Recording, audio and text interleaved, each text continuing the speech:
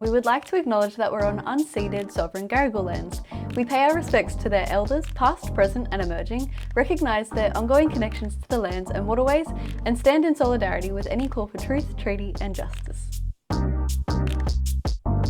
At some time in 2019 or 2020, evidence-based practice entered my world through my job as a classroom music teacher. Its presence has changed the course of my life and led to my discovery of Hoffman et al.'s 4 circles model of evidence-based practice. This model was the catalyst for me to develop an idea I call Educative Evidence-Based Practice. As many of us involved in the EEBP books project begin writing and or tweaking our chapters, I thought it might be timely to revisit this presentation from our first EEBP symposium to revisit some of the EEBP origin. If you're watching the video version, I want to apologise for some of the images. They come from the period when lots of us were having fun with AI, and they haven't aged well. I conceive of EEBP as a kind of redemptive remembering, where I come back to critically dialogue with the past.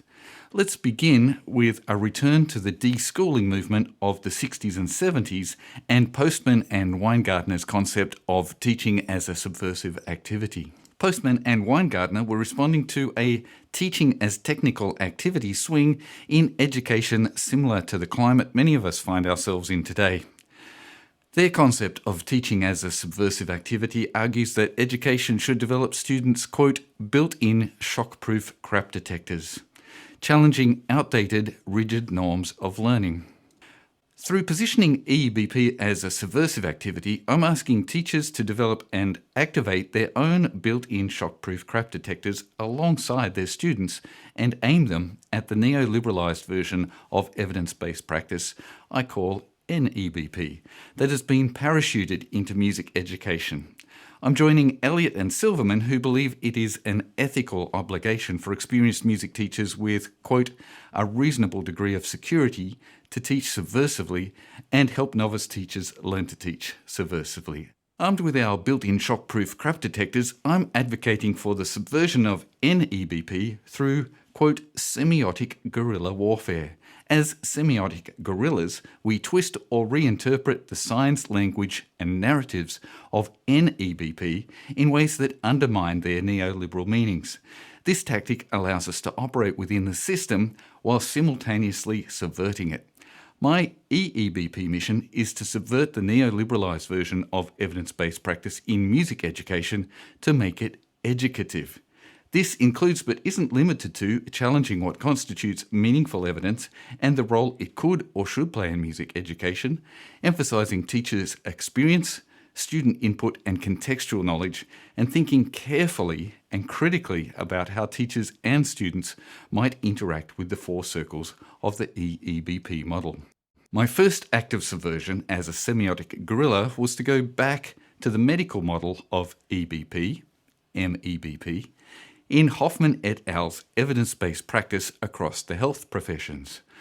I discovered an EBP that was worlds away from the what works best version that I was being tyrannised by in my music class. The original MEBP model never aimed to diminish the role of the clinician. Rather, it sought to enhance decision-making by integrating research with professional expertise. Going back to the original medical model involves reclaiming the balanced contextual approach of MEBP. The medical model describes EBP as a blend of the best available research evidence with clinical expertise and patient values and recognises the importance of context, professional judgment and the uniqueness of each patient's situation, rather than relying solely on rigid protocols. It values the expertise, judgment and experience of practitioners. EEBP circles back to reclaim the teacher as intellectual with autonomy to interpret evidence contextually and reinforces the idea that evidence should inform but not dictate pedagogical practice. Furthermore, these decisions are made with patients, considering their personal preferences, culture and individual needs in their context when making treatment decisions rather than relying solely on clinical data. In this sense, a clinician could and should deviate from standard protocols when the patient's situation demands it. Going back to this idea, EEBP places the student's voice and needs at the centre of the educational process, seeing them as active co-creators of their education. Going back to the original MEBP model is an act of resistance against the neoliberalisation of education. EEBP reclaims the original purpose of MEBP, enhancing practice through the integration of evidence, expertise and values by rejecting the dehumanising forces of standardisation and control. Before we move on, there's one last critical component of the medical model that has vanished from the NEBP version, the medical profession's maxim to first do no harm. When carrying out MEBP, crucially and critically, the clinician must also consider, quote, potential harms or, quote, unintended adverse effects, the side effects of potential interventions. First do no harm is problematic for the prescriptive NEBP model because acknowledging that interventions have benefits and costs mean that value judgments must be applied in the evaluation of the suitability of a particular approach for a particular group of students. Sokol maintains that harm is inherent in the medical model and that first do no net harm is a more accurate statement. He says, quote, at an individual level, clinicians must balance their obligation to benefit the patient against their obligations not to cause harm. These twin obligations go hand in hand and are weighed against each other. Going back to acknowledge the existence of side effects and the injunction to do no net harm in the MEBP model recognises the complexity of teaching and learning and adds further weight to the need for a democratising of NEBP. In the medical model, the harm-benefit analysis is informed by the evidence, which presents effects and side effects, but it's not a purely clinical exercise. Judgments must be made in the context of other moral principles such as justice and respect for autonomy, and given that perceptions about harms and benefits vary from person to person, the clinician and patient must cooperatively decide what constitutes an acceptable risk or an acceptable quality of life for that particular patient in that particular circumstance.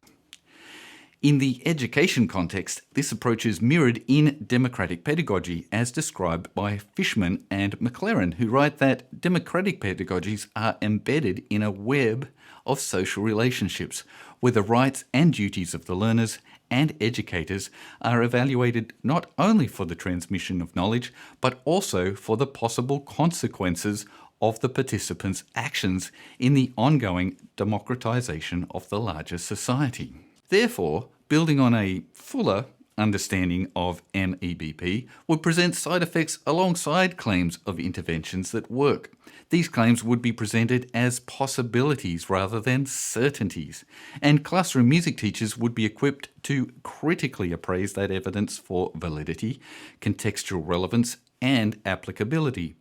Before implementing interventions into their classrooms, classroom music teachers would seek to first do no net harm by carefully evaluating the benefits and risks of that intervention with and for their students. In previous publications, I've argued that first do no harm is congruent with the concept of educative teaching and learning.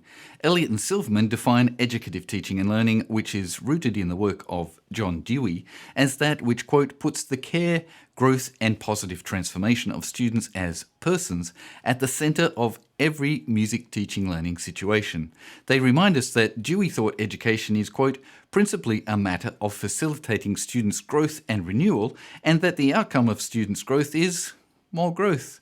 He said that, quote, life and education are meaningful so long as they remain continuously active, broader and deeper processes, and insisted that teaching and learning are educative only if students leave formal and informal educational contexts more prepared and motivated to engage in new and future experiences. Dewey believed that educative teaching is not a, quote, value-neutral technicism which applies an approved set of purportedly effective pedagogical strategies authorised as best practices. Rather, he thought educative teaching involves decisions to be made by the teacher in the best interests of each and every student.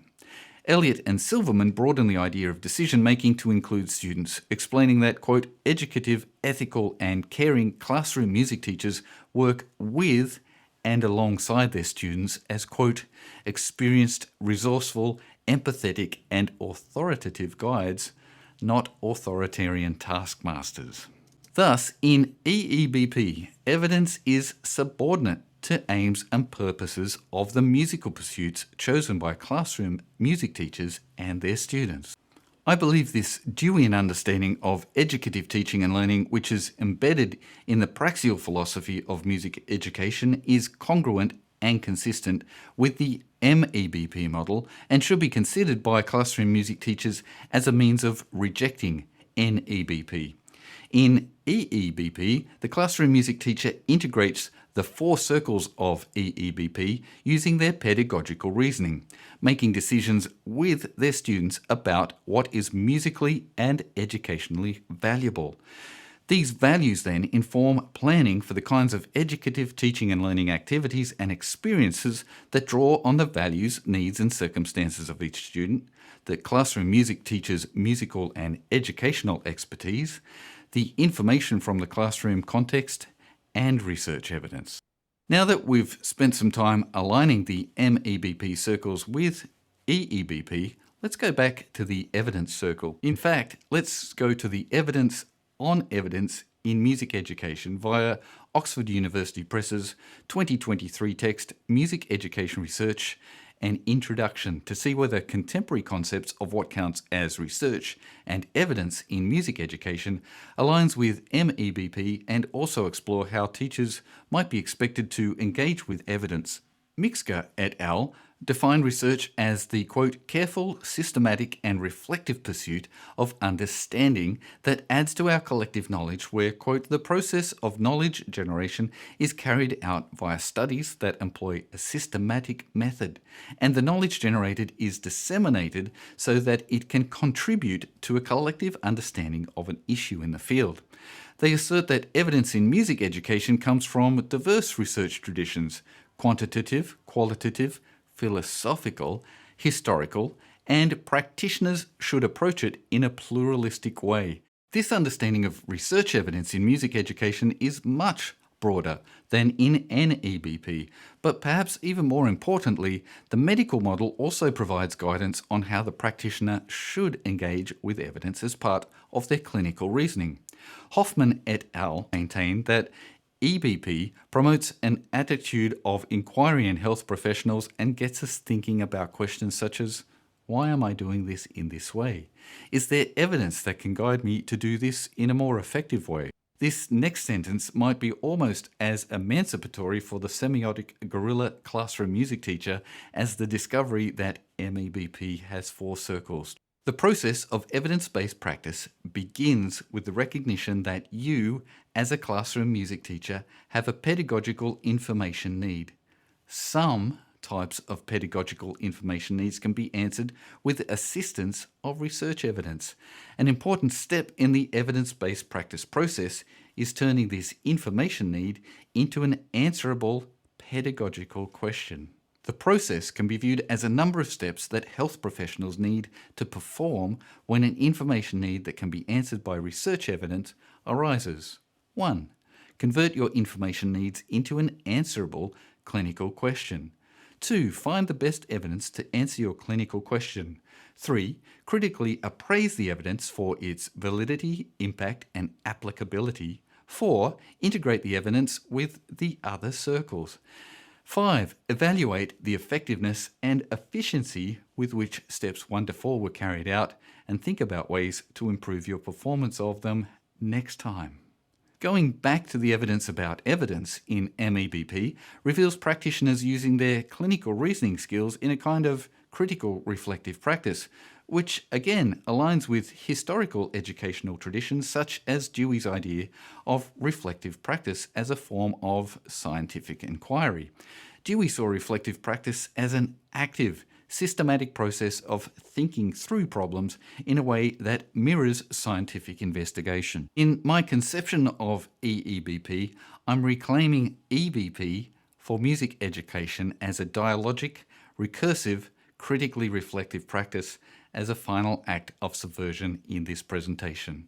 In this way, EEBP values teaching and learning as dynamic, reflective processes that continually evolve through cycles of inquiry.